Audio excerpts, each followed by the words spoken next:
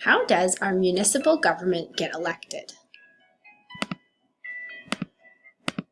Step 1. Nomination. Before a candidate can run, they must be nominated.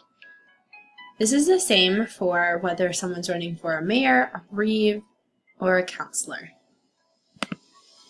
How do they get nominated? First, they must decide they want to run and be a qualified candidate.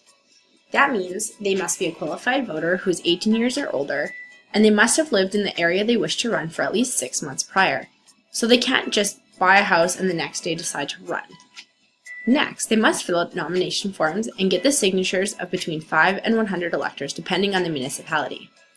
Then, on a designated day, candidates must submit their nomination forms. Sometimes they are required to pay a deposit.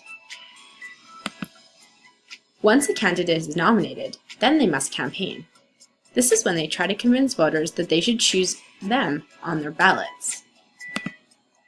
Candidates will usually come up with some information about themselves to share with voters. They want to tell them potential changes they'd like to make, ideas they support or oppose, and their general beliefs about why they'd be a great candidate. They usually also share some personal information about their background and their families.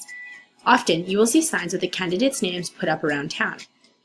They will also go to meetings, debates, and other public events to help convince people to vote for them. If no one knows your name, they're not going to vote for you. Step 3. The election. Voters come out and vote for their chosen candidate.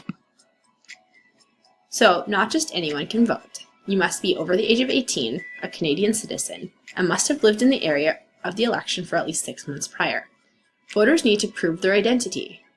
They can do this by showing their voter cards, photo ID, and or a bill that has their name and address to prove where they live. Not just anybody can show up and vote. And who wins the election? The candidate with the most votes wins. Then they are sworn into their new position and they begin their new job.